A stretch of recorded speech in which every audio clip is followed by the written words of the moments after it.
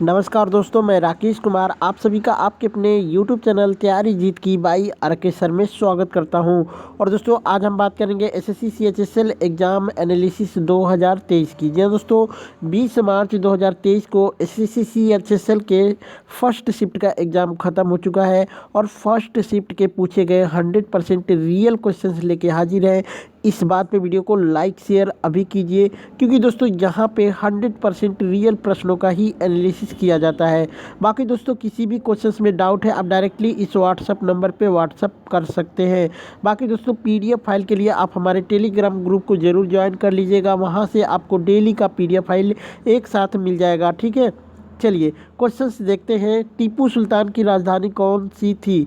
ठीक है, टीपू सुल्तान की राजधानी कौन थी? तो श्रीरंगपट्टनम जो कि टीपू सुल्तान की राजधानी थी। बात करते हैं दोस्तों, तो टीपू सुल्तान मैसूर का शासक था जिसने 1782 से 1799 तक शासन किया था।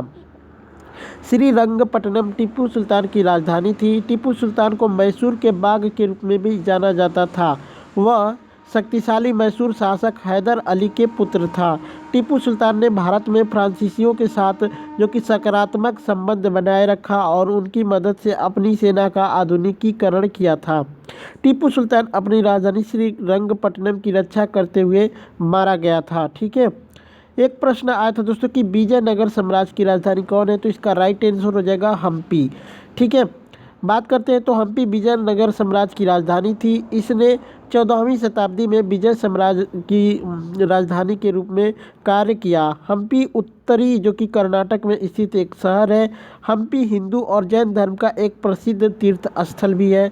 बात करते हैं दोस्तों, तो यह तुंगभद्रा नदी के तट पर स्थित है। हम्पी विजयनगर को जो कि 1500 ईस्वी के बीजिंग के बाद दुनिया का दूसरा सबसे बड़ा मध्ययुगीन शहर माना जाता है। हम्पी में स्मारकों के समूहों को 1986 में यूनेस्को की विश्व धरोहर स्थल में शामिल किया गया था। इस स्थान पर लगभग जो कि 1600 स्मारक हैं। बात करते हैं दोस्तों, तो मैसूर जो कि 1399 से 1956 तक मैसूर साम्राज्य की राजधानी थी। प्रसिद्ध जो कि बृहदीश्वर मंदिर तमिलनाडु के तंजावुर में स्थित है। कर्नाटक में बेलूर जो कि होयसल साम्राज्य की प्रारंभिक राजधानी थी। तो इन सब चीज़ों को याद रखिएगा। एक प्रश्न आया था कि अनुच्छेद 371 किस राज्य से संबंधित है? इसका राइट आंसर हो जाएगा दोस्तों नागालैंड। बात करते हैं तो भारतीय संविधान में जिसमें राज्यों को अनुच्छेद 371 ए से जे के तहत जो कि विशेष प्रावधान किए गए हैं।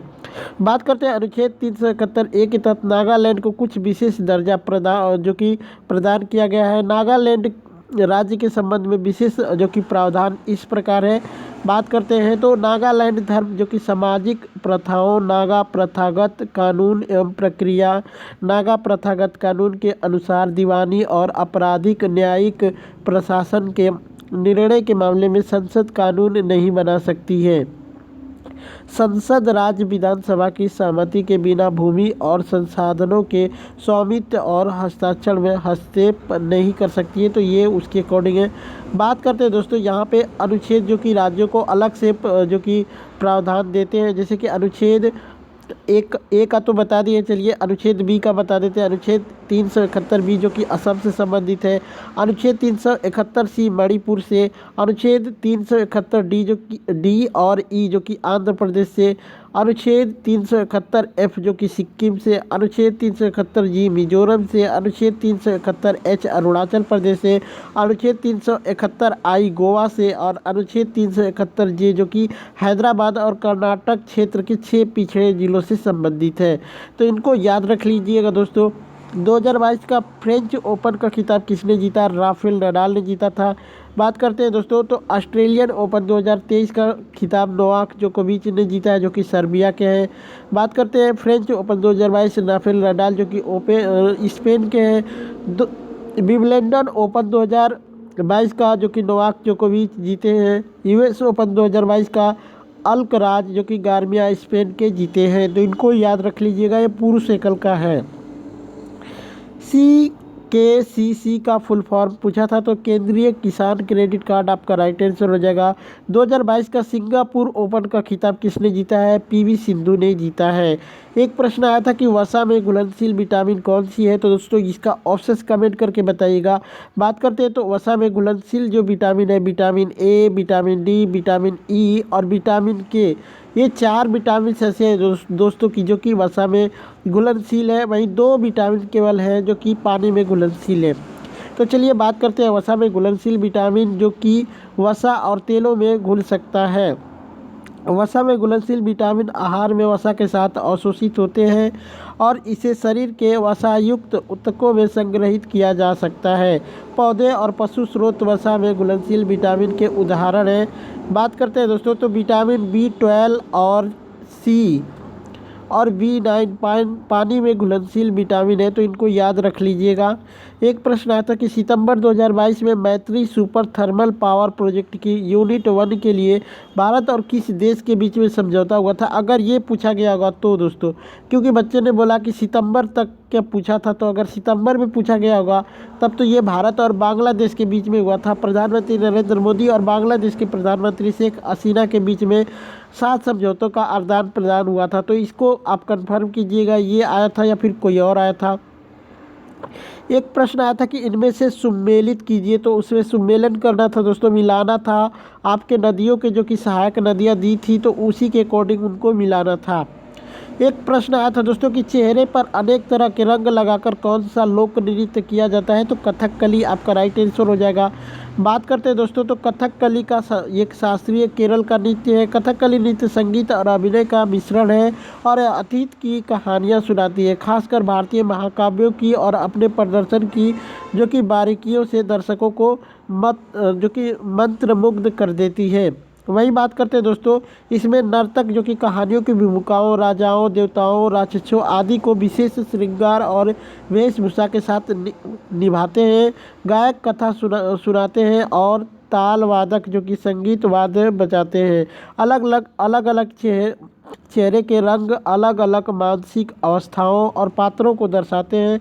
कथकली का श्रृंगार जो कि मेकअप, वेशभूषा, कॉस्ट्यूम भव्य, रंगीन और जो कि विविधतापूर्ण होते हैं, और चेहरे पर अनेक तरह के रंग लगाए जाते हैं जो कि वेशम या फिर मेकअप का 5 प्रकार होते हैं, जिसमें पच्चा, कत्ती, टाडी, करी और मिनुक्का ये सभी शामिल हैं। एक प्रश्न आया था दोस्तों कि अनुराग ठाकुर ने वाटर स्पोर्ट्स सेंटर का उद्घाटन कहाँ पर किया है? तो इसका राइट आंसर हो जाएगा हिमाचल प्रदेश में। बात करते हैं तो केंद्रीय युवा और कार्य और खेल मंत्री अनुराग सिंह ठाकुर ने हिमाचल प्रदेश में बिलासपुर के कोल्डम वरमाना में एक वाटर स्पोर्ट्स सेंटर का उद्घाटन किया। इस केंद्र में रोइंग जो कि कैनोइंग और कायाकिंग जैसे वाटर स्पोर्ट में प्रशिक्षण दिया जाएगा। इस अवसर पर अनुराग ठाकुर ने कहा कि 40 खिलाड़ियों का चयन किया जाएगा जो रोइंग, कैनोइंग और कयाकिंग में भाग लेंगे। यह केंद्र अत्याधुनिक उपकरणों से सुसज्जित है और यहाँ जो कि खिलाड़ियों को छात्रावास और प्रशिक्षण की सुविधाएं भी उपलब्ध है। ग्राम सेवा योजना किस बैंक ने शुरू किया था? तो SBI ने शुरू किया था, भारतीय स्टेट बैंक। ठीक है, बात करते हैं तो भारतीय स्टेट बैंक ने भारत के 6 राज्यों में SBI फाउंडेशन के ग्राम सेवा कार्यक्रम की शुरुआत की। इस साल गांधी जयंती पर भारतीय स्टेट बैंक ने घोषणा की कि SBI ग्राम सेवा कार्यक्रम के चौथे जो कि चरण के तहत पूरे भारत में 30 जो कि दूर दराज के गांवों को गोद लेगा। बैंक हरियाणा, गुजरात, महाराष्ट्र, पंजाब, तमिलनाडु और पश्चिम बंगाल के आकांक्षी जिलों के दूर दराज के गांवों को गोद लेगा। एक प्रश्न आया था दोस्तों कि द लिविंग माउंटेन पुस्तक के लेखक कौन है? अमिताभ घोष आपका राइट आंसर हो जाएगा। एक प्रश्न आया था कि ऑस्कर अवार्ड 2022 में बेस्ट डॉक्यूमेंट्री फिल्म का अवार्ड किसे दिया गया था? समर ऑफ सोल को दिया गया था। एक प्रश्न आया था दोस्तों कि मानव शरीर में जो कि फ्लैट हड्डी कौन सी होती है? तो ये ऑप्शंस कमेंट करके बताइएगा। चलिए बताते हैं, फ्लैट या फिर चपटी हड्डियाँ या अस्थियाँ जो कि स्पॉन्जी अस्थि की केंद्रीय परत की बनी होती है, जो कि रीढ़ अस्थि की 2 ब्रा परतों के बीच लटकी रहती है या फिर लकड़ी रहती है, इसी करके था। उदाहरण के लिए पसलियाँ एवं कद्दू की हड्डियाँ, सिल्लाकर हड्डियाँ, इनकी संरचना एक बीज की तरह होती है, इसलिए उन्हें जो कि तिल्लाकार कहते हैं। उदाहरण जो कि हथेलियाँ, पैरों आदि का निचला भाग और टखना। ऑप्शंस क्या थे एक बार कमेंट करके बता देना। एक प्रश्न आया था कि सह्याद्री किसे कहा जाता है, तो भारत के पश्चिमी तट पर स्थित पर्वत श्रृंखला को पश्चिमी घाट या फिर सह्याद्री कहते हैं। तो पश्चिमी घाट ऑप्शंस में रहा होगा तो कर सकते हैं। बात करते हैं तो दक्कनी पठार के पश्चिमी किनारे के साथ साथ यह पर्वतीय श्रृंखला उत्तर से दक्षिण की तरफ 1600 किलोमीटर लंबी है। विश्व में जो कि जैविकीय विविधता के लिए यह बहुत ही महत्वपूर्ण और इस दृष्टि से विश्व में इसका 8वां स्थान है। एक प्रश्न आया था कि भारत और न्यूजीलैंड के साथ जो कि व्हाइट शिप के लिए कौन सा समझौता हुआ था। तो दोस्तों ये तो भारतीय नौसेना ने हाल ही में समुद्री क्षेत्रों में आर्थिक पारदर्शिता को बढ़ावा देने के लिए न्यूजीलैंड की रॉयल नेवी के साथ व्हाइट शिपिंग इंफॉर्मेशन एक्सचेंज, ठीक है, तो व्हाइट शिपिंग इंफॉर्मेशन एक्सचेंज आपका राइट आंसर होगा, एक समझौते पर हस्ताक्षर किया।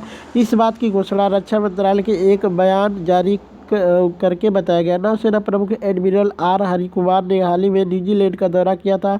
नौसेना प्रमुख जो कि एडमिरल आर हरिकुमार को रॉयल न्यूजीलैंड नेवी द्वारा ने तेतौवा मोआना मारा में आयोजित पारंपरिक पोहिरी समारोह में गार्ड ऑफ ऑनर प्रदान किया था। एक प्रश्न आया था दोस्तों कि भारतीय संविधान के भाग 5 में क्या है, तो भाग 5 में जो सर्वोच्च न्यायालय, उच्च न्यायालय तथा केंद्र के मध्य वैधानिक संबंध है। अनुच्छेद 7 के अंतर्गत कोई भी सूची जो कि राज्यों का संसद में प्रतिनिधित्व करता है। तो दोस्तों ये आपका राइट आंसर हो जाएगा। यही सब प्रश्न आए थे। बाकी वीडियो कैसी लगी कमेंट करके एक बार ज़रूर बताइएगा। अच्छी लगी हो लाइक शेयर कर दीजिएगा। चलिए चलते मिलते हैं नेक्स्ट वीडियो में, तब तक के लिए जय हिंद जय भारत।